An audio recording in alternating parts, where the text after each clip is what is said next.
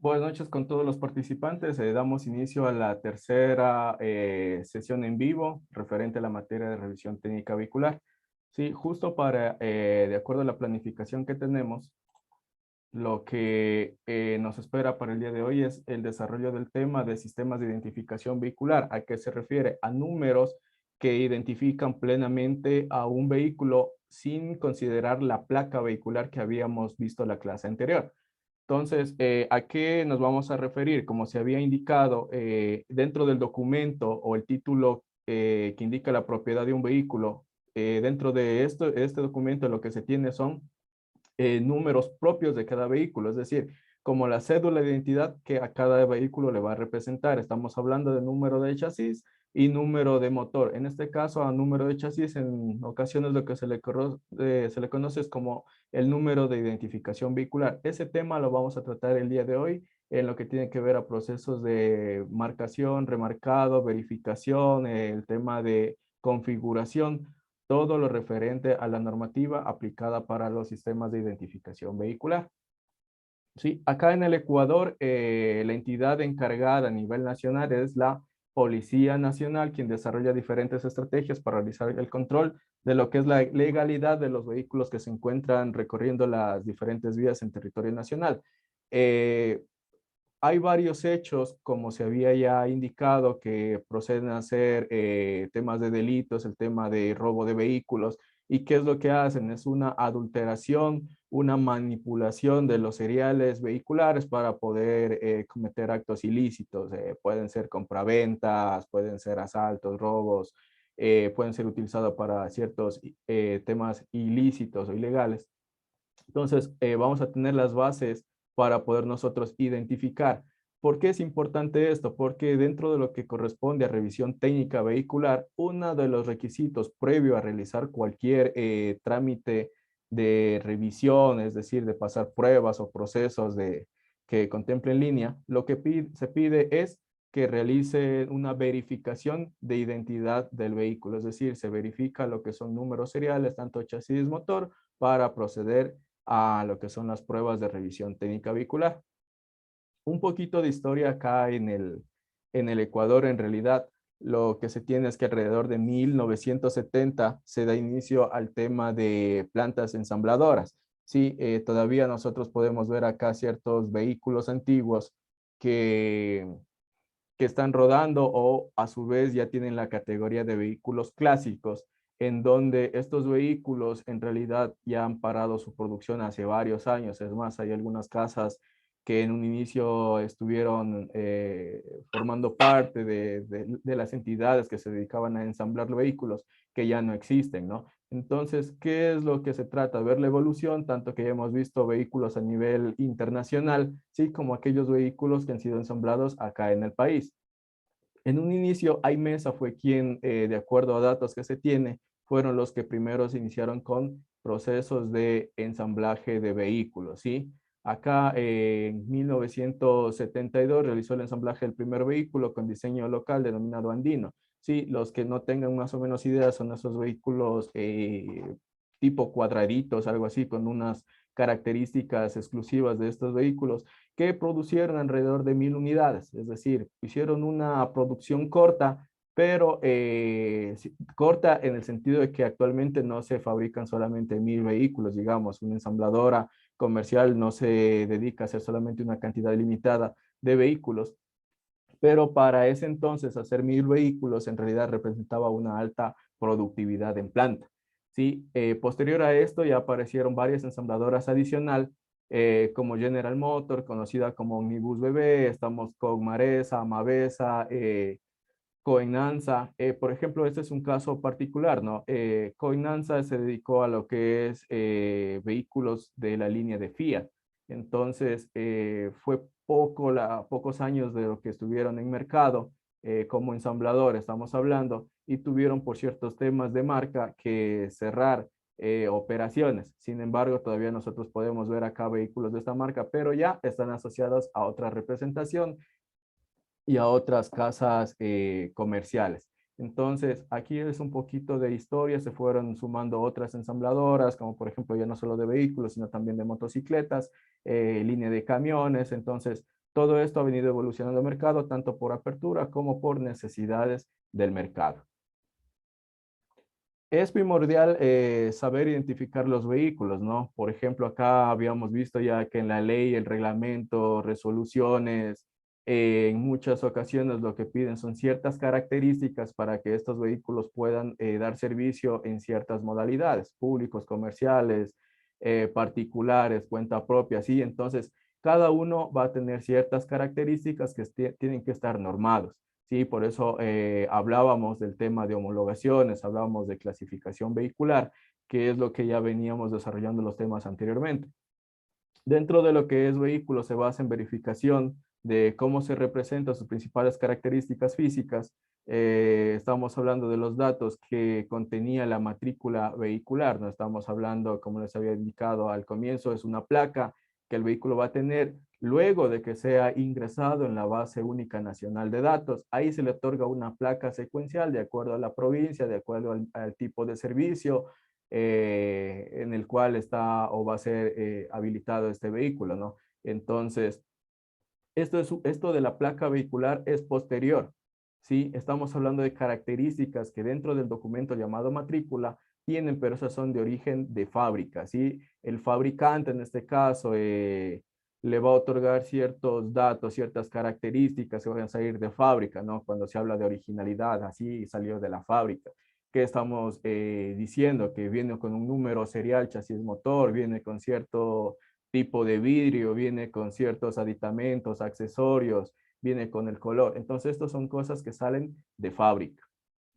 Sí, para una mayor comprensión de ubicación, aquí ven una figura en donde hay ciertos lugares que a nivel de diseño, a nivel de fabricación, son utilizadas para marcación o realizar el grabado de lo que son las marcas seriales de los respectivos vehículos. Cada fabricante elige en estos lugares dónde poner su marca. ¿Por qué cada fabricante lo hace? Si bien hay una normativa general, sí, cada cual está libre a elegir dónde lo va a poner. Muchas veces se ve al tema de diseño estructural. Por ejemplo, hay piezas que en el momento de un accidente son susceptibles a colapsar, a sufrir mayores deformaciones y por ende van a tener que ser cambiadas. Entonces, de acuerdo a diseño, no podría darse de que un vehículo sea colocado, en este caso, el número, digamos, de chasis en una pieza que pueda ser fácilmente cambiada en el caso de un accidente de tránsito, por ejemplo. Entonces, ¿qué es lo que se hace? En estructuras o en partes que sean propias del vehículo, que no vayan a poder ser cambiadas con facilidad. Ahí se realiza la marcación de todos los números de identificación vehicular, ¿sí? De acuerdo a las diferentes zonas que aquí se está indicando. Existen varias formas de identificar un vehículo, las cuales se encuentran asociadas a niveles de seguridad física que los fabricantes, como les había indicado, ofrecen. Sí, que no sean fácilmente manipulables, que no sean fácilmente cambiados, que no puedan tener ningún tipo de alteración por temas de mantenimiento, por temas de limpieza, por ejemplo. Entonces, hay ciertas características que van a dar a estos números.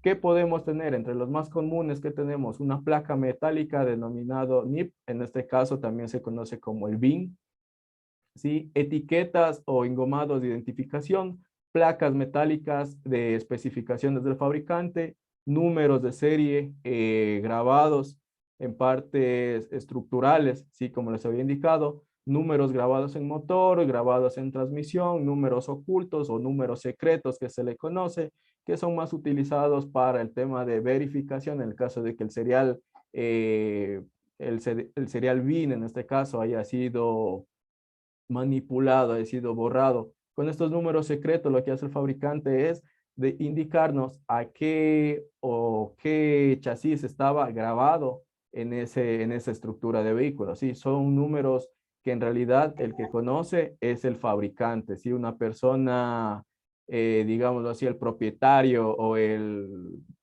que hace el mantenimiento no podría conocerlo, por eso se denomina número secreto, y por más número que tenga, ciertas características, ciertas secuencias, le va a dar a este número una atadura en sistema que lo manejan los propios fabricantes para determinar a qué tipo de vehículo o a qué vehículo le correspondía desde que salió de la fábrica, ¿sí? Calcomanías o sticker, la placa o punto de conteo numérico, que en la actualidad lo que se utiliza es un punteo electrónico, ¿sí? Un punteo de grabado mediante punteo eléctrico, ¿sí? En lugar de la placa, etiquetas con código de barras. Estas etiquetas son adhesivos, ¿no? Pegatinas que se conocen. Entonces, hay varias formas en las que se han logrado implementar números de identificación para ciertas características de los vehículos, ¿sí? Tenemos para identificación como para características técnicas. Eso es lo que los fabricantes nos pueden proporcionar. ¿Qué más tenemos como medios de identificación? Tenemos medios que en realidad todo este conjunto se denomina son a través de criptogramas de orden fundamental o secundarios que el fabricante los proporciona, ¿sí? Desde su origen, es decir, desde que se comienza a ensamblar, ya es colocado este número para poder salir al mercado, ¿sí? Entonces podemos encontrar como números primarios, secundarios, en donde podemos encontrar como números primarios lo que son una serie de grabados en partes estructurales, que es lo que nosotros más comúnmente vemos, ¿no? Por ejemplo, ahí tenemos una imagen, ¿sí? Que está encerrado este número entre un asterisco. ¿Qué significa? Desde el inicio hasta el fin de este número. Lo que estamos viendo ahí es justamente una grabación de un número de chasis, ¿sí? Que está realizado sobre la superficie íntegra de un vehículo. Entonces, como podemos ver, es literalmente, no se lo podría borrar o no se podría decir que se borró eh, sin una intención específica, ¿no? Por ejemplo, ¿qué es lo que más común se puede ver en lo que son verificación de seriales? En un vehículo es raro que un vehículo por su propio uso se borren ciertos números. Lo que sí suele suceder es que, por ejemplo, en las motocicletas, por la ubicación que estos números tienen, por los cables, por el continuo movimiento del manubrio, del elemento donde están las manijas y el manillaje, lo que se hace es que ese movimiento de a poco con el roce que tienen los cables, sí, vaya borrando, sí, pero no es que se borra todo el número todo el número serial, sino lo que se borra son ciertos caracteres, ciertos números o ciertas letras, sí, que están en constante roce con estos cables. Entonces, ¿de qué se trata esto? De que estos números tengan la mayor seguridad para evitar su manipulación, ¿sí? ¿Qué más tenemos acá? Por ejemplo, tenemos de orden secundario, que en realidad, de acuerdo a la normativa, tanto internacional como nacional, referente a números de identificación vehicular, ¿sí? Aquí podemos encontrar, por ejemplo, en la imagen, bueno, la imagen superior, en este caso, de color negro de fondo, en donde podemos encontrar, sí, es una plaqueta metálica en la cual se ha grabado el número. Luego de ser grabado, se ha colocado en la estructura a través de qué? De elementos, en este caso de remaches, sí, que son con diseños o con ciertas características propias que el fabricante las da. Entonces, ¿qué tenemos de particularidad en este caso? Que el número BIN tiene 17 dígitos. Cada uno de estos dígitos o cada uno de de esta parte que compone el número BIN, sí, tiene una finalidad dentro de esto, ¿sí? No es que han sido puestos por poner al azar, no. Cada uno tiene un orden y ese orden es basado en la normativa. Ya más adelante vamos a ver cómo están relacionados y cuál ha sido la estructura o la configuración general que estos tienen. ¿Qué más podemos encontrar acá? Etiquetas o engomados de identificación. Son adicionales proporcionadas por el fabricante. Indican el cumplimiento de normas internacionales, inclusive de seguridad, especificaciones, ¿sí? Ustedes pueden ver, por ejemplo, ahí en la etiqueta que está, ¿sí? Esa es una pegatina que fue colocada por el fabricante sobre un vehículo. Si ustedes pueden ver la parte superior, ¿sí? Ahí hay un título, ¿no? Que dice prácticamente que eso es la pegatina, pero para un vehículo incompleto.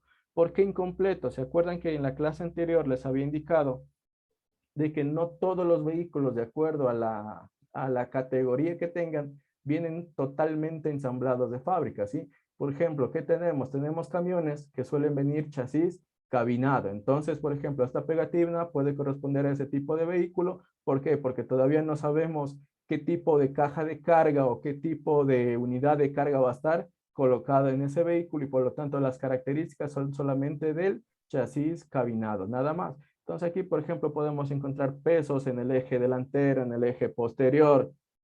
Inclusive, como ustedes pueden ver ahí, tiene el número BIN, ¿sí? ¿Por qué? Porque si esto es colocado en la cabina, inclusive nos va a dar la referencia de que esa cabina pertenece a un vehículo con cierto número de chasis. ¿Para qué? Para que en el caso de algún tema de accidentes, temas de robo, estas cabinas no sean cambiadas fácilmente y se sepa la procedencia de dónde estuvo y a dónde se va este tipo de elementos. Entonces, los fabricantes lo que dan es este tipo de referencia para tener mayor seguridad de los componentes de un vehículo. A su vez, en lugar de pegatinas, sí, que actualmente las están utilizando, anteriormente se utilizaba casi con la misma información, sí, una plaqueta metálica adicional.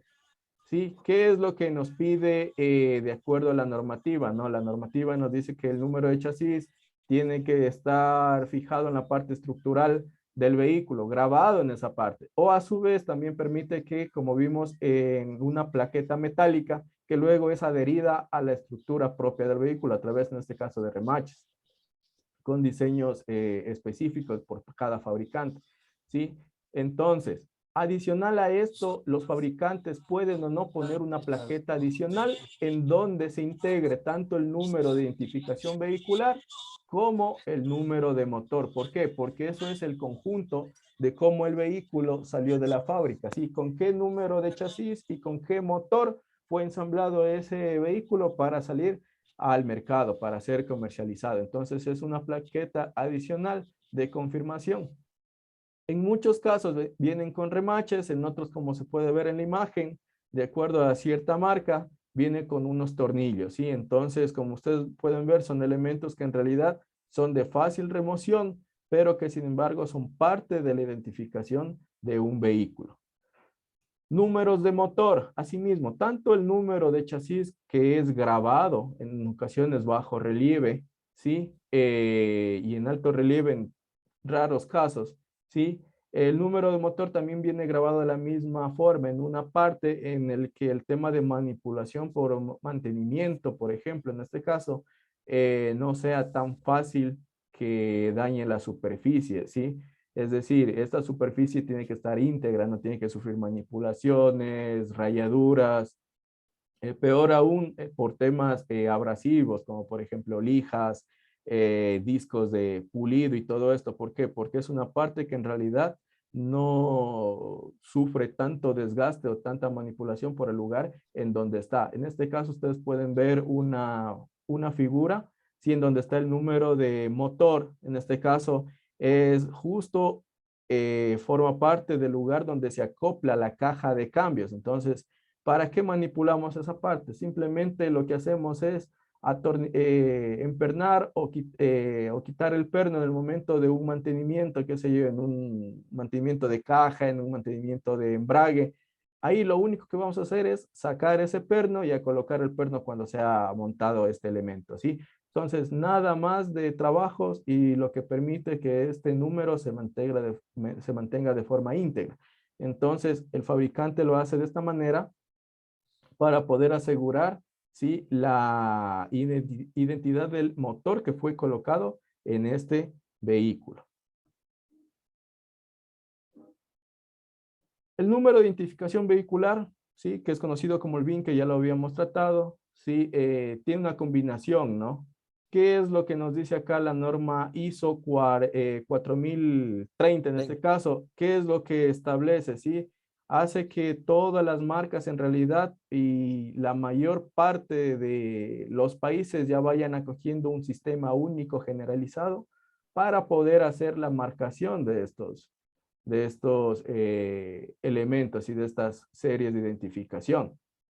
Entonces aquí inclusive lo que nos dice la norma, lo que les había indicado, puede ser grabado directamente o en una plaqueta que sea adherida, pero que sea, si es una plaqueta metálica adherida por remaches, por ejemplo, no tiene que ser colocada igualmente en una parte de fácil remoción, ¿no? Que por ejemplo en el caso de un impacto frontal, el puente, digámoslo así, que se encuentra sobre el radiador, digámoslo de esta manera, en un ejemplo básico, ¿qué es lo que pasa en un impacto frontal? Sufre deformaciones y por lo tanto tiene que en ciertas ocasiones ser cambiado. Imagínense en cambiar un elemento en donde esté integrado el número de chasis.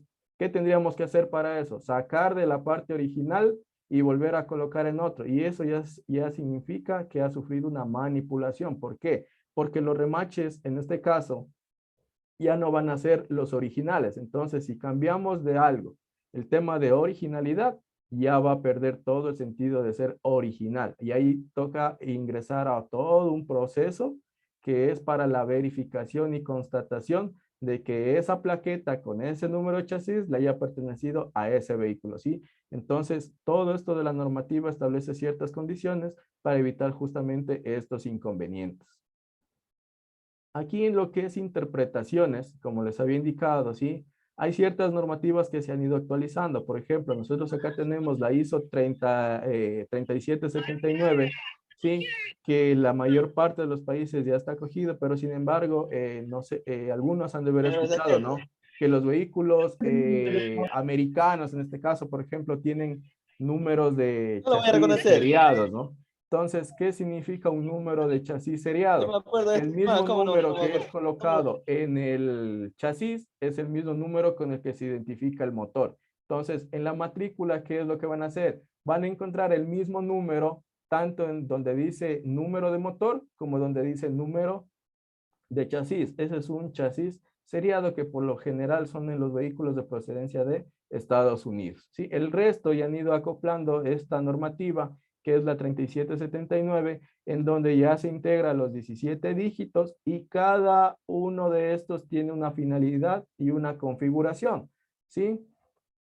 Entonces, ¿qué es lo que vamos a ver? Está dividida en tres partes, aunque algunos lo llegan a dividir en cuatro partes. ¿Sí? Ya vamos a ver de dónde aparece esta cuarta parte. ¿Qué es lo que tenemos? En la primera, ¿sí? Tenemos el WIM, ¿sí? Esto estaba en el dato anterior, WMI, tenemos el VDS y el VIS, ¿sí? Entonces, por ejemplo, la primera parte, ¿qué significa? Es la identificación mundial del fabricante. Cada fabricante tiene una identidad propia a nivel mundial, ¿sí? Esos tres numeritos le dan esa identidad del fabricante, ¿sí? Por ejemplo, acá en Sudamérica ahí tenemos una imagen que tenemos que para Ecuador, que es la parte que nos corresponde, por ejemplo, los vehículos que son ensamblados acá, el número de chasis, ¿con qué va a iniciar? Con 8L o si no a su vez va a iniciar con 8R. Ya esta característica ya es propia del fabricante, por ejemplo, en vehículos de una marca, por ejemplo, para tomarme Chevrolet. Chevrolet inicia con 8LA y de acuerdo al año sigue el código, ¿no? La configuración. Por ejemplo, si tomamos de referencia Colombia, ¿qué tenemos? Tenemos 9F o 9J, por ejemplo, ¿sí? Que es el tema de importación de vehículos que se lo hace de acuerdo a las plantas que se tiene cada uno de los fabricantes, ¿sí? Entonces, por ejemplo, acá Renault, ¿sí? Que es lo que comúnmente hay el intercambio de vehículos con los fabricantes por las plantas ensambladoras que ellos tienen. Sí, ¿con qué van a iniciar? 9F, por ejemplo, sí, 9FB, 9FBL, de acuerdo al propio modelo. Entonces, cada uno de estos tiene un fin específico que permite determinar el fabricante que es de cada uno de los vehículos.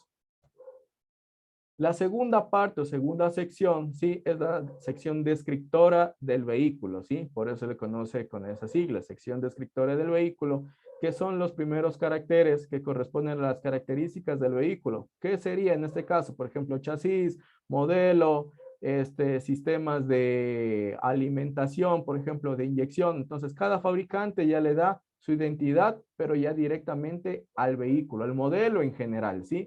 Entonces, por ejemplo, aquí tenemos un ejemplo de lo que es esta sección descriptoria del vehículo, en donde las siglas, por ejemplo, en la parte baja, no estamos hablando, ND corresponde a una serie denominada como Malibu, ¿sí? El 5 corresponde a una característica propia del vehículo, que es un sedán de 4 puertas.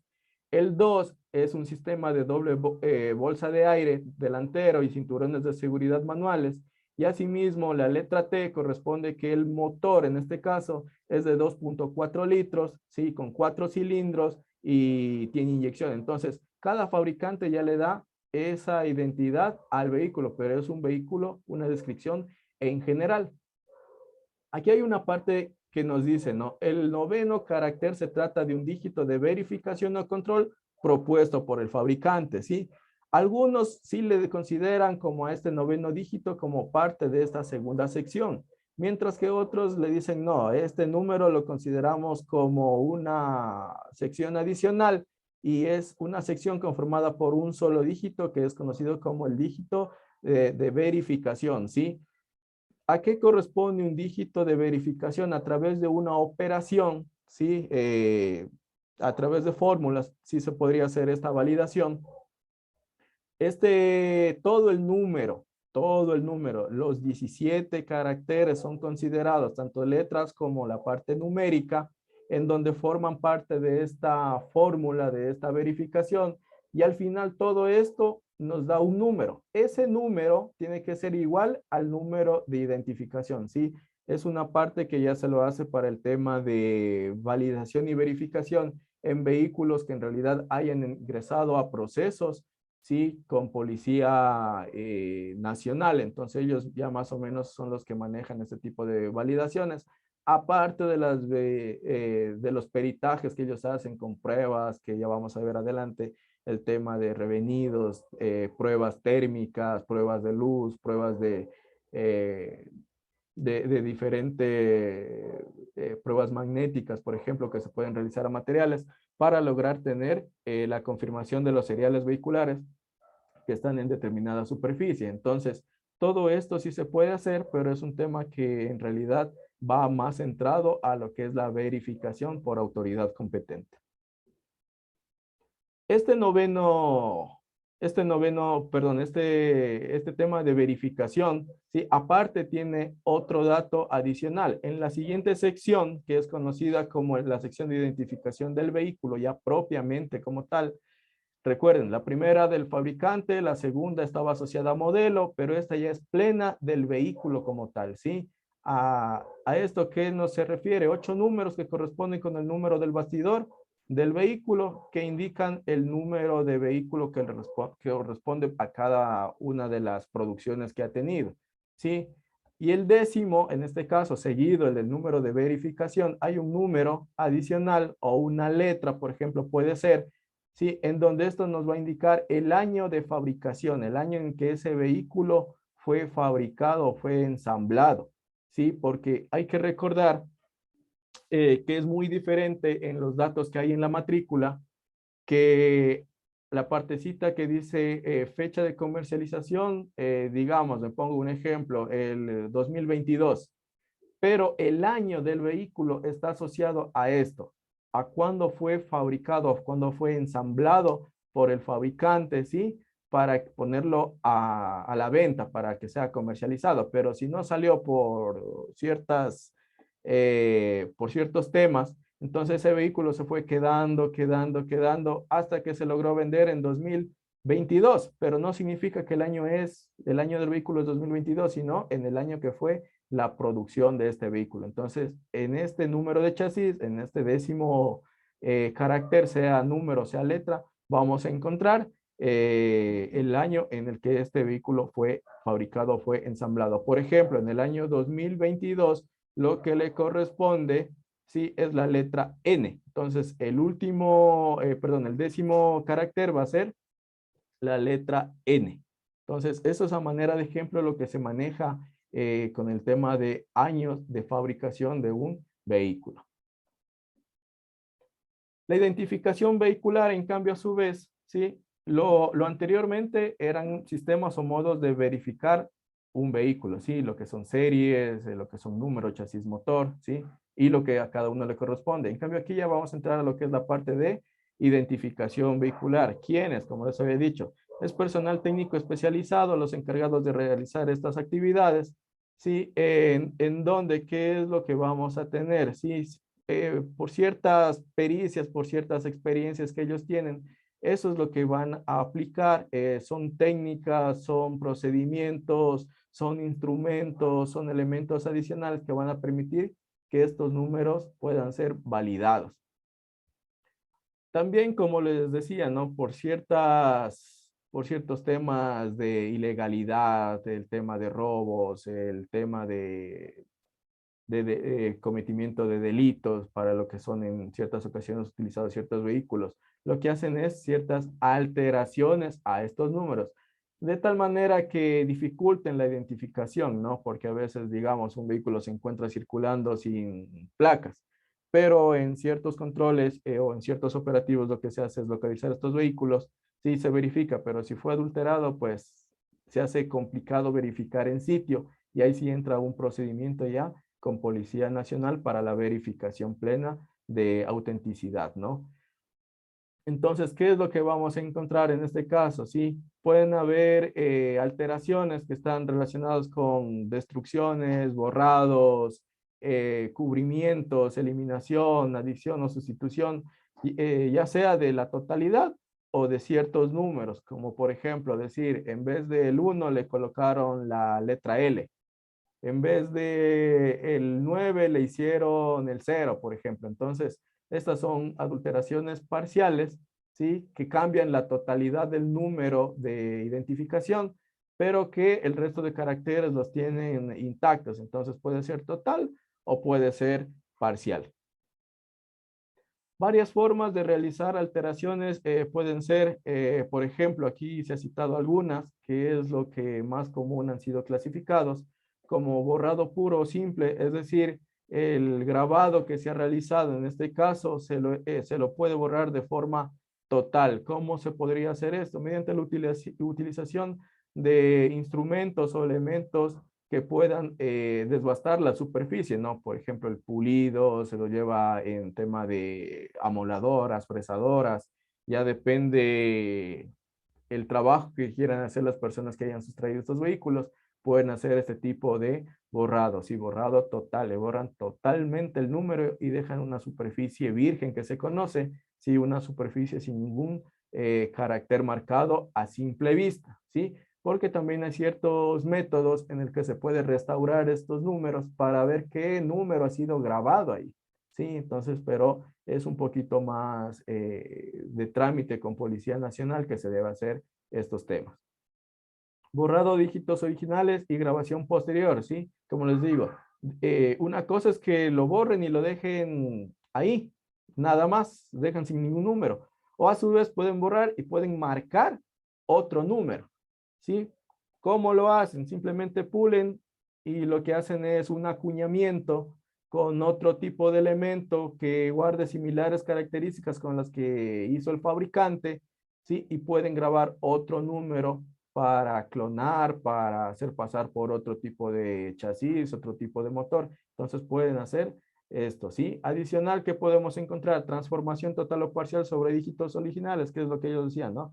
Ciertas características de ciertos dígitos, lo que hacen es sobre estos rasgos que tienen, sobreescribir y tratar de aparentar otro número, ¿sí? Digamos, el 1 le pueden tratar de hacer el 7, el 6 le pueden tratar de hacer la letra G, o sea, hay diferentes formas, por eso la fabricación, bueno, durante la fabricación más bien el fabricante lo que trata de hacer es utilizar un tipo de morfología que no sea tan susceptible de hacer este tipo de trabajo, ¿sí? Rellenos de superficie por adhesión de material. En este caso, ¿qué es lo que tenemos? No tenemos una imagen en donde, aparte de haberse borrado, ¿sí? Para el tema de haberse desbastado, lo que hacen es colocarle o adicionar material para luego pulir y después de esto poner otro número. Entonces, son trabajos que lo realizan ya por temas no de casualidad, sino por el tema de que están con esta idea de cometer ilícitos o algún tipo de delito basado en esto, en adulteración de número de identificación vehicular. En el tema de chasis que estén adheridos al vehículo a través de remaches, como les había indicado, ¿no? La plaqueta puede ser original, ¿sí? Pero ya no puede pertenecer a ese vehículo. ¿Qué es el trabajo que hacen? Lo sacan, sacan este número de chasis de un vehículo y lo colocan en otro, ¿sí? Y lo que hacen es cambiar los remaches. Como ustedes pueden ver, ahí hay una imagen de un remache con la cabeza plana. Eso es lo que guardaría cierta ensambladora a nivel nacional para colocar las plaquetas de identificación en sus vehículos, ¿sí? Sin embargo, lo que se ha logrado encontrar, por ejemplo, son remaches, como pueden ver el remache de la derecha, ¿sí?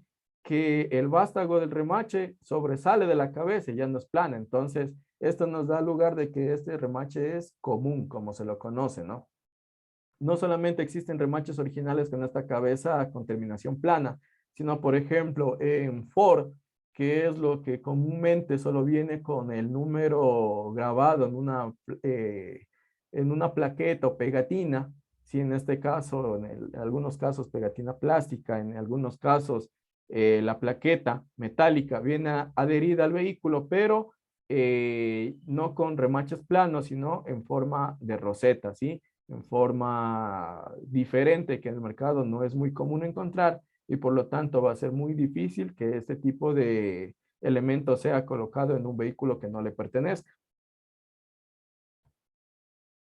Aquí, ¿qué podemos ver? Una sustitución parcial. ¿Sí? ¿Qué es lo que en algunos casos, por ejemplo, digamos, tenemos un número de identificación del chasis en el larguero del chasis, digamos, en el larguero del bastidor? ¿Qué es lo que le hacen? Le recortan lo más perfecto que puedan, sí, lo más extenso que puedan para que en el momento de que se verifique, uno cuando hace la verificación casi se centra solamente donde está inscrito el número, donde está grabado el número, pero no ve los extremos hacia dónde van las uniones. ¿Sí? Entonces, lo que tratan de hacer es esto, ¿no? Reemplazar todo el pedazo para que no exista algún tipo de manipulación, por ejemplo.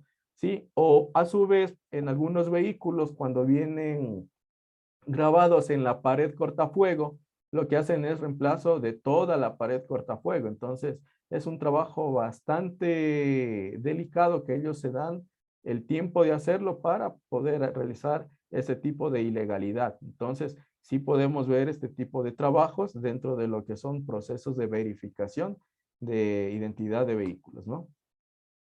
Grabados nuevos, ¿qué es lo que se hace sobre una superficie original? Bueno, aparentemente original por los temas que han hecho, por los temas de pulido, desbaste de material. Se puede hacer una restauración de cereales de identificación vehicular. ¿Sí? Aquí ya entra al tema de restauraciones. ¿Cómo es el tema de restauraciones? Son procesos a los cuales Policía Nacional, como les indico, son quienes ingresan por la competencia que tienen a hacer estos trabajos. ¿Sí? ¿Qué es lo que se hace? Si es un proceso, por ejemplo, la mayor parte se hace por revenidos químicos y en lo que se reflejan, ustedes pueden ver en la imagen de la izquierda, hay un número borrado, ¿no? Simplemente está 2, 7, 5, pero intermedio hay un espacio y no se puede identificar. En cambio, en la imagen que ya está en la derecha, lo que hace es aparecer así de muy bajo relieve ya un número que es con el que se puede identificar la totalidad del número que ha sido grabado, en este caso un número de chasis, ¿no? Por ejemplo, ¿dónde también se puede ver esto? En los números de motor. Entonces, sí se podría hacer esto con métodos que se utilizan ya en temas de campo. Estamos hablando de lo más utilizado, los revenidos químicos, ¿no? Parte de esto que tenemos, se aprovecha las propiedades físico-químicas que presentan los materiales, ¿sí? En este caso, cuando ha sido acuñado a través de compresión, es más fácil la identificación porque es tener un elemento que a través de la fuerza es grabado en bajo relieve el número de identificación, a diferencia de cuando es con punteo electrónico, ¿no? Es una maquinita que va punteando y haciendo los números. ¿sí? Si bien hay una característica en este punteado, no es tan profunda como lo puede ser el tema de acuñamiento a través de un elemento de golpe, por ejemplo. Entonces, sí se lo puede utilizar, pero es en forma más efectiva en los marcados más antiguos. En este caso, por ejemplo, aquí vemos imágenes de cómo se realiza un proceso de forma general de revenido químico, ¿sí? Que es el tema de limpieza, se eliminan temas de suciedad, corrosión, para dejar la superficie lo más limpia posible, ¿sí? Se hace una limpieza, luego de esto se hace una especie de aislamiento del resto de superficie. ¿Por qué? Porque a mí lo que me interesa es revelar qué es lo que pasó con la parte donde este número estuvo grabado. Entonces se hace una especie de cerco para que solamente el químico actúe en esa parte. Luego de eso, ¿qué es lo que tenemos? Ya la toma de datos de lo que arroje este número de este proceso de revenido químico. Entonces, en la parte derecha podemos ver parte del proceso de lo que tiene que ver al químico, como el número que al final refleja, ¿sí? Ustedes pueden ver ahí una partecita que casi no aparece, ¿no? Al final del 428 hay un número adicional, un 214. Entonces, ese 214 es el número original que estuvo, que fue traído a superficie o fue verificado mediante, en este caso, fotografía de que se mantuvo ese número después del proceso de revenido químico, ¿sí? Entonces, como pueden ver, hay procesos de restauración que se los puede utilizar, pero dependiendo de qué tan manipulado ha sido un número de identificación vehicular. Si ha sido reemplazada una pieza, no va a ser posible este tema. ¿Por qué? Porque la pieza va a ser original, pero no va a pertenecer esa pieza en su totalidad al vehículo. Entonces sí se van a poder ver por procesos de soldadura, por procesos de corte, sí se van a poder verificar este tipo de alteraciones. ¿Qué es lo que pasa? Cuando yo les digo que la entidad competente es la Policía Nacional a través de sus unidades especializadas, ¿sí? Cuando realizan estos procesos de verificación y tienen que realizar una remarcación porque el número fue alterado, digámoslo así, y se comprueba qué número fue el original, se hace una marcación. ¿Dónde se pueden hacer marcaciones? Sí, en la estructura propia le dan la ubicación en otro lugar distinto al que estuvo grabado para que quede de forma original, ¿sí? ¿Qué es lo que se hace? Un acuñamiento con sellos de policía y de la unidad especializada para dar fe de esto. Y no es que el proceso es simplemente coger y grabar, es todo un proceso que va desde que nosotros, por ejemplo, hablando de materias de revisión, se verifica de que este vehículo no cumple la parte de que los números sean legibles, de que correspondan, el tema de validación. Por procedimiento lo toma Policía Nacional, ¿sí? Y entonces aquí comienza todo un tema que va desde fiscalía, autorizaciones, verificación, inclusive verificación con casa fabricante, que le dice sí, si corresponde o no corresponde a otro vehículo. Entonces, todo esto son pruebas de que al final, en este caso, el perito encargado de los procesos emite su informe técnico y dice por qué sí, por qué no. Es original un vehículo y sobre ese vehículo se hace la remarcación. Y para dar constancia, si se deja un informe de que se ha remarcado y en qué parte del vehículo se ha hecho la remarcación, ¿sí? Con qué características, inclusive en el informe lo que se indica es la fecha, sí, quienes estuvieron a cargo, porque eso es un informe técnico que avala todo el procedimiento que se ha hecho con este vehículo.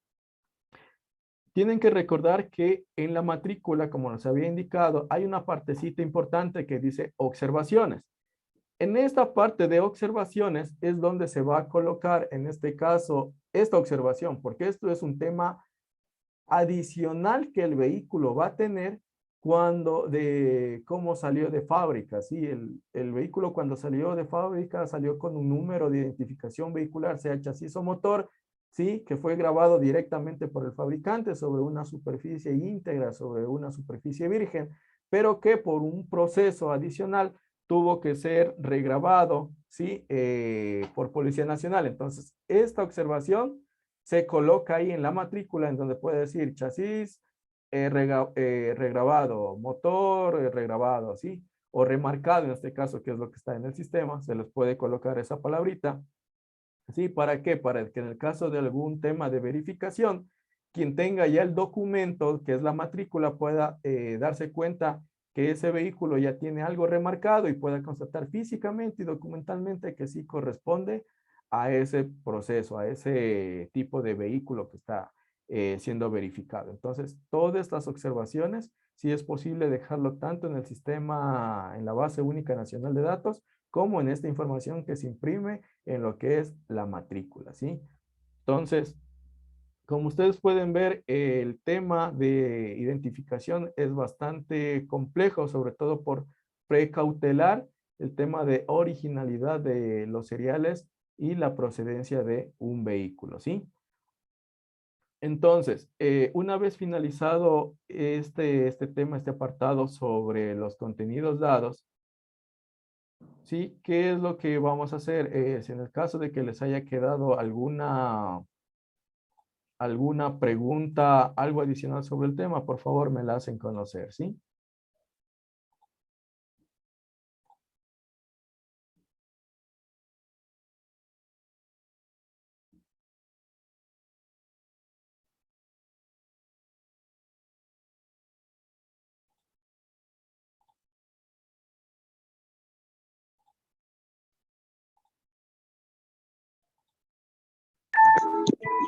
¿Alguna pregunta, por favor?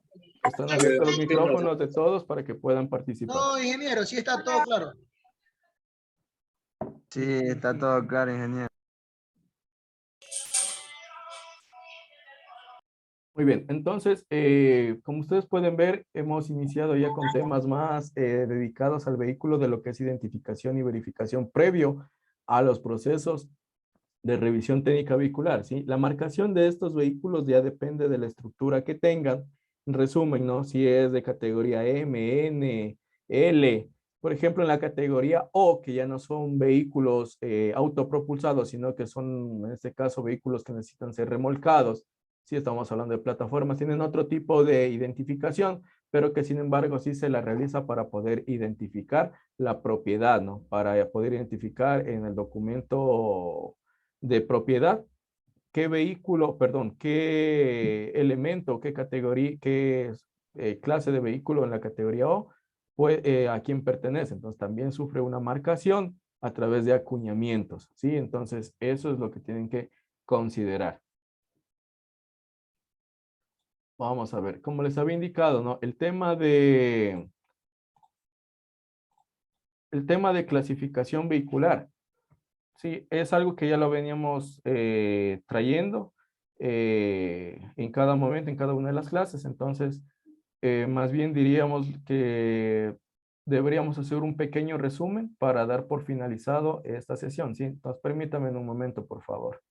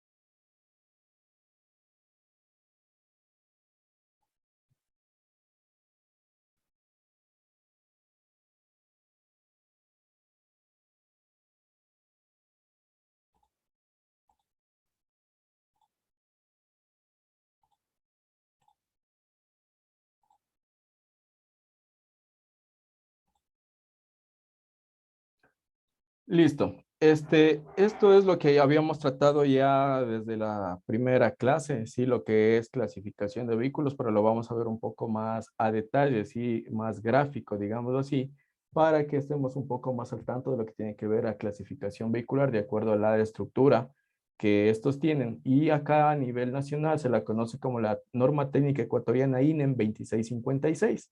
Sí, un poco de lo que ya habíamos visto que es un vehículo que es considerado como un medio para transportar personas o bienes de un lugar a otro, que es lo que ya lo veníamos desarrollando desde la ley, reglamentos, resoluciones y el tema de normativa técnica a nivel nacional, ya lo veníamos tratando. Entonces, Esto es un pequeño resumen de lo que estamos ya viendo para la próxima clase y ya entrar a lo que son procedimientos de revisión técnica vehicular como tal.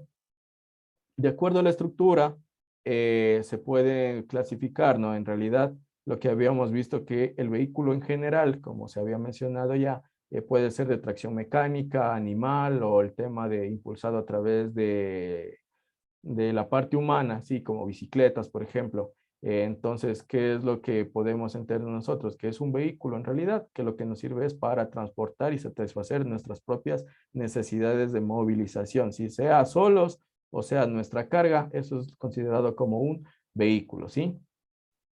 Chasis, que ya lo habíamos visto, la carrocería, sí, que ya habíamos visto, que en realidad estos dos elementos son estructuras básicas y fundamentales que tiene un vehículo, sí. En el chasis lo que tiene ya son la incorporación de todos los elementos, tanto de motor, el tema de transmisión, dirección, suspensión, sí, elementos rodantes. Esto es considerado como un chasis. Si separamos todos estos elementos, solamente nos va a quedar una estructura, a lo cual se le conoce como bastidor, ¿sí? La carrocería, a su vez, es el conjunto de estructura de elementos de seguridad confort que se adiciona sobre el chasis, ¿sí? Por lo general, que va ahí, va lo que es el habitáculo para pasajeros y para la parte de carga, si es que es un vehículo de carga también, ¿no? Aquí vamos a encontrar diferentes tipos de carrocerías y bastidores, que es lo que podemos encontrar, ¿sí? Con carrocería separada del chasis, por ejemplo, aquí estamos viendo, por lo general es una camioneta que aparte de la cabina también se puede separar el balde, ¿sí? El balde puede ser cambiado, qué sé yo, por un furgón, puede ser cambiado por un cajón más alto, ¿sí? De acuerdo a las necesidades de trabajo también puede ser cambiado esto, ¿no? Carrocerías monocasco, que les había dicho, sí, es un solo tipo de carrocería en donde todos estos elementos están diseñados de tal forma que permita generar una cápsula, sí, que en el interior puedan salvaguardar la vida de los ocupantes, ¿no? Entonces, los demás elementos son elementos que absorben, sí, las fuerzas o el impacto que se genera en el momento de un accidente de tránsito, se deforman y durante esta deformación lo que hacen es absorber energía y de tal manera que afecten lo menor posible a los ocupantes del vehículo, ¿sí? ¿Qué más tenemos? Tenemos plataforma con carrocería separada, ¿sí? En lugar del chasis, ¿qué es lo que tenemos? Una especie de plataforma y sobre esta plataforma se coloca lo que es los habitáculos de cabina, por ejemplo, ¿no? Entonces tenemos carrocerías autoportantes, que es lo que hoy en día se tiene, ¿sí? En realidad la mayor parte de vehículos ligeros o vehículos pequeños ya traen este tipo de carrocerías, ¿no? En el Ecuador, la entidad encargada de emitir la norma técnica para el tema vehicular y para varios otros temas, ¿sí? Es el Servicio Ecuatoriano de Normalización, conocido más como INEN, ¿sí? Entonces, ellos son quienes por delegación tienen la parte de normalizar, reglamentar de forma técnica cada uno de estos elementos, de cada uno de estos vehículos, ¿sí? Entonces, por eso hablábamos del tema de clasificación vehicular. De acuerdo a esto, tenemos la clasificación y la homologación de los vehículos. Y a nivel nacional se conoce como la norma técnica ecuatoriana INEN 2656, directamente enfocada a lo que es la clasificación vehicular. Como ya se les mencionó, ¿no? Todo esto está asociado a los procesos de homologación que se lleva a través de la Agencia Nacional de Tránsito. Sí, en este caso, previo a comercializar, el importador o el fabricante lo que hace es un proceso para que le autoricen o le emitan el certificado único de homologación para que estos vehículos puedan ser comercializados en territorio nacional. Entonces, todo esto se sustenta en normas técnicas emitidas por el INE. Que hay un poco de terminología, que esta terminología sí está en la documentación que se les proporcionó, en lo que tiene que ver asientos, plazas, capacidad de carga, que es el peso máximo admisible, sí, capacidad de pasajeros, qué es un pasajero, qué es un peso bruto vehicular, sí. Entonces, aquí una diferencia, ¿no? Antes de continuar, ¿qué es el peso bruto vehicular? Sí, es el peso total del vehículo al cual Significa que es el peso neto del vehículo más lo que yo puedo llevar sobre este vehículo, ¿sí? Que es lo que está en la matrícula. En la matrícula está la capacidad de carga, ¿sí? Y las licencias están en base a la capacidad de carga. Por ejemplo, tipo B, hasta 1.75 le dice. Pero de capacidad de carga. No está hablando del vehículo en el peso bruto vehicular, sino solamente una partecita que es la capacidad de carga. Entonces, ahí hay la pequeña diferencia que les había comentado de la terminología, que es un peso bruto y que es una capacidad de carga y que es un peso neto, ¿sí? Vamos viendo las categorías en las que a nivel nacional está dividido. Categoría L son vehículos motorizados con 2, 3 o 4 ruedas. Esto es, por ejemplo, lo que tiene que ver a motocicletas o sus similares, ¿sí? Estos son los de categoría L. Categoría M, vehículos automotores de 4 ruedas o más diseñados y construidos para el transporte de pasajeros. ¿Sí? La categoría N, vuelta, está diseñado para transporte de mercaderías. La categoría O son vehículos no motorizados diseñados para ser remolcados por otro vehículo. Y vehículos para propósitos especiales son vehículos que pertenecen a cualquiera de las categorías anteriores, menos la L, sí, destinados al transporte de pasajeros o mercaderías que cumplen una función adicional y que presentan características especiales por su carrocería o equipamiento, ¿sí? Vehículos especiales que son solo dedicados a ciertas tareas, ¿sí? Son fabricados para solo cierta tarea, esos son vehículos especiales. Aquí podemos ver dentro de la categoría L, ¿sí? Inclusive se puede dividir en subcategorías que tenemos. Las bicimoto o ciclomotores, ¿sí? Con ciertas características técnicas que inclusive le dice que la velocidad máxima no puede superar de 45 kilómetros por hora. Entonces, cada una de estas subcategorías tiene sus características técnicas básicas, ¿sí? Categorías L2, ciclomotor de 3 ruedas, sí hemos visto en algunas ocasiones este tipo de vehículos rodar por las vías. ¿Sí? Categoría L3, que aquí ya viene generalizado lo que son motocicletas, que es lo más común que podemos ver, y que dentro de esta categoría están los contemplados con una cilindrada que supera los 50 centímetros cúbicos y su velocidad es superior a 45 kilómetros por hora. Estos son considerados como motocicletas. ¿Sí? Y motocicletas siderar como su categoría L4, que son en realidad con un elemento adicional que ha sido acoplado a una motocicleta de 2 ruedas, ¿no? Entonces, estos son los sidecar, pero todos estos vehículos están dentro de la categoría L. En L5, ¿qué podemos encontrar, no? Los tricar, que hay pocos, pero sí están saliendo al mercado. Sí, este tema de vehículos de 3 ruedas, sean 2 en la parte delantera y una en la parte posterior, y lo más común que es una en la parte delantera y 2 en el eje posterior. Entonces, aquí tenemos los tricar o las famosas tricimoto. Pero tricimotos, ¿de qué podemos tener? Tricimotos para carga o tricimotos para pasajeros, ¿sí? Para la modalidad de taxi, perdón, la modalidad de transporte seccional, ¿sí? Los mototaxis que les conocen, ¿sí? Están solo los de pasajeros, con una particularidad: ningún vehículo denominado tricimoto en este caso, ¿sí? No puede ser matriculado como vehículo particular. Si es de pasajeros, no puede ser matriculado como vehículo particular de acuerdo a la resolución y de acuerdo a la homologación que se tiene. Si ustedes pueden ver la tabla de homologación, pueden buscar modelos de tricimotos en donde solamente le dice para qué está habilitado y solamente van a encontrar la parte que dice comercial, no van a encontrar para particular. Entonces, el proceso de matriculación de vehículo nuevo, en este caso, ¿qué se va a verificar? ¿Para qué está homologado? Si no va a ir a ninguna operadora, si no tienen un título de operación, ¿sí? No podría ser matriculado porque no está habilitado para ser particular, sino solamente para ser de uso comercial en este caso. Subcategorías L6, que ya van lo que son cuadriciclos o cuadrones. Sí, el cuadriciclo o cuadrón, que es un poquito más grande, que es lo que más común suele verse acá. Sí, son categorías L7.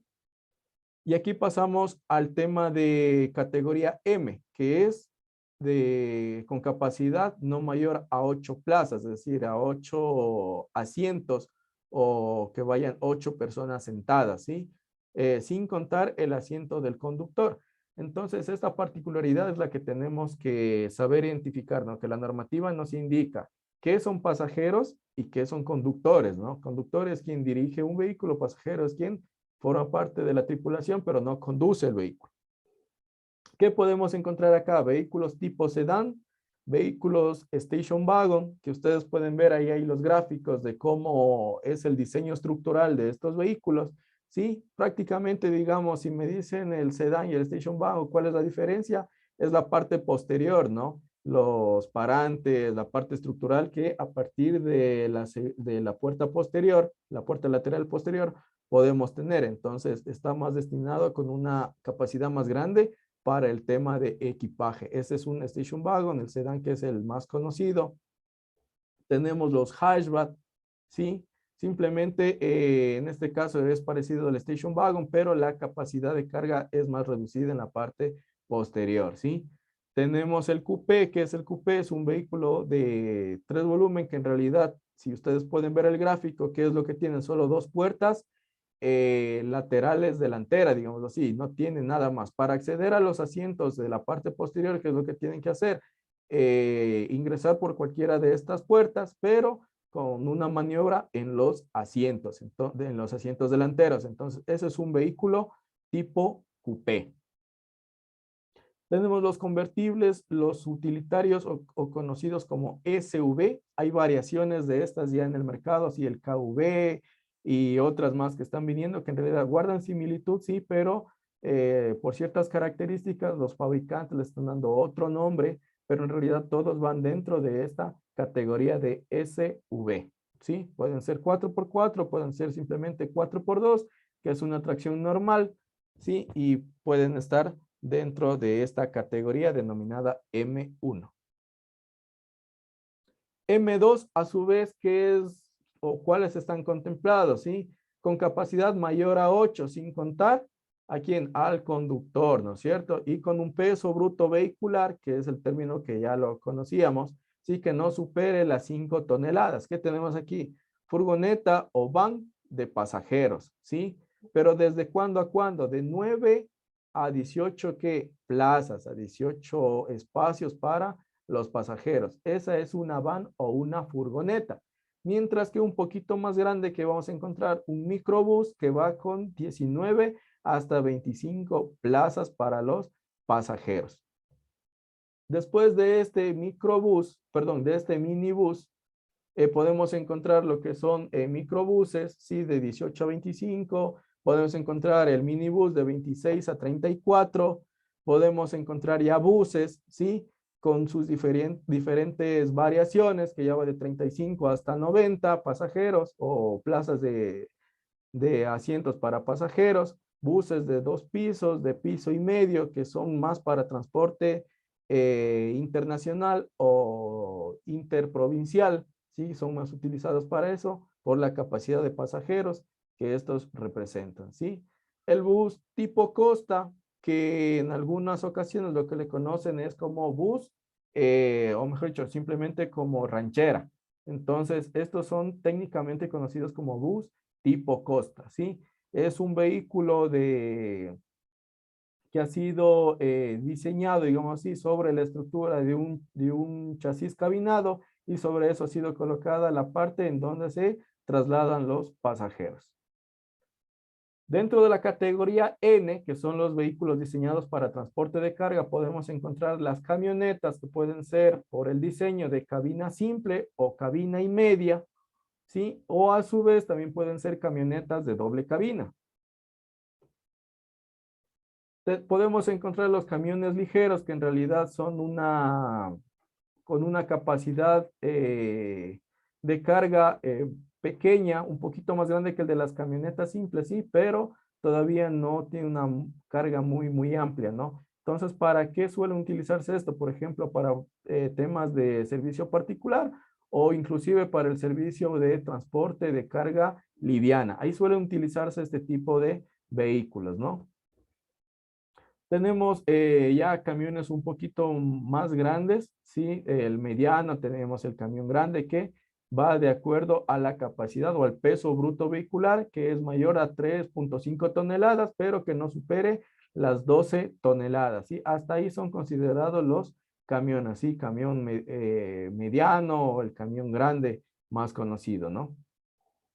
En categoría N3 también podemos encontrar ya los camiones pesados, técnicamente son conocidos así como camiones pesados, ¿sí? Que tienen un peso bruto vehicular superior a 12 toneladas. Entonces, ¿qué es lo que tenemos acá? Ya, por ejemplo, para este tipo de vehículos, por lo general el diseño ya viene con tres ejes, ¿no? Uno en la parte delantera, que es un eje directriz, mientras que en la parte posterior ya vienen con dos ejes, que son la parte motriz o la parte que impulsa a todo el resto del vehículo, ¿sí? Aquí pueden haber varias formas de adaptar la caja o el espacio de carga, que pueden ser furgones, plataformas, ¿sí? Entonces, todo esto inclusive está en la hoja de homologación para que nomás puede ser adaptado. Ciertos vehículos, digámoslo así, de esta clase, por ejemplo, pueden ser habilitados para recolectores de basura o para volquetas, mientras que otros no pueden. Entonces, esto ya va de acuerdo al diseño que cada fabricante le ha dado a su vehículo para que éste sea homologado. Ya depende de eso, va a haber las variantes que éste puede tener en su parte de carga. Sí, el tracto camión, que es lo que habíamos visto, que es más conocido comúnmente como tráiler, sí, en este hay una particularidad, ¿no? Ya no se habla del peso bruto vehicular. ¿Por qué? Porque sobre este vehículo, el trabajo que realiza no es llevar en sí una carga sobre su estructura, sino hacer un arrastre. Entonces, lo que aquí se habla es de que estas unidades, sí, van a jalar o van a remolcar otra unidad, que son los de categoría O, pero que cuyo peso bruto vehicular combinado supere las 12 toneladas. Entonces aquí, como ustedes pueden ver, no hay un peso bruto vehicular, sino es un tema de arrastre, ¿sí? ¿Qué es lo que puede llevar? ¿Qué tipo de vehículo categoría O puede remolcar? Eso se trata los tractocamiones. Unidades de carga que tenemos livianas para los diferentes servicios que en realidad pueden ser remolcados, digamos así, por camionetas, que es lo comúnmente que se ha visto, ¿no? Remolques pequeños, eh, elementos o máquinas para trabajos específicos pueden ser remolcados con ese tipo de vehículos, ¿sí? Con camionetas, por ejemplo, elementos para pintar vías, para señalética, cosas así pueden ser transportadas, ¿no? Por temas de mantenimiento vial, que es lo más común que se ve, se trasladan semáforos, se trasladan letreros de iluminación, lámparas, entonces todo esto a través de simplemente unidades de carga liviana, ¿sí? Hay unidades de carga mediana y unidades de carga pesada, ya depende la capacidad de carga que éstas tengan y cómo pueden ser remolcadas y de acuerdo al diseño, hay de un eje, dos ejes, ejes combinados, bueno, hay una variación de la forma de estructurar la que van a tener estos vehículos, ¿sí? Casas rodantes. Comúnmente no hay una hoja o un certificado único de homologación al momento como tal, ¿sí? Como casas rodantes, ¿no? Pero sin embargo, estas sí están dentro de la normativa y tienen que cumplir ciertas características, ¿sí? Que por ejemplo tener asientos, mesa, camas, instalaciones para cocina, armario. Es decir, es una casa que puede trasladarse sobre un vehículo. Eso es lo más conocido como casa rodante, ¿sí? Esto está dentro de vehículos especiales, ¿no? Para trabajos especiales que tenemos las ambulancias, sí, que pueden ser categoría M, N1, N2, pero con ciertos aditamentos para brindar soporte y auxilio en temas de salud. Entonces, estas ambulancias entran a otro proceso de validación para poder ser comercializadas. El tema de funeraria, sí, que es para el tema de sepelios, sí, también son dentro de lo que son vehículos especiales.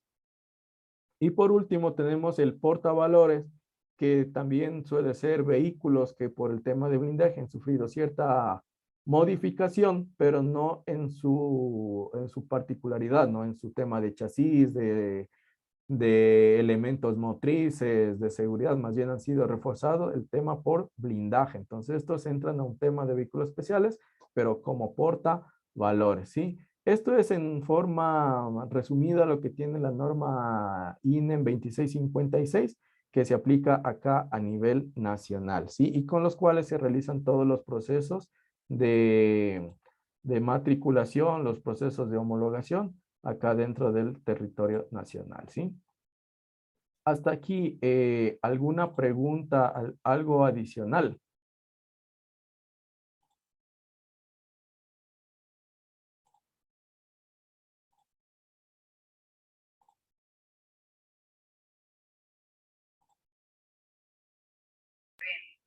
¿Qué le digo? Dame visita. Aló, ¿sí me están escuchando?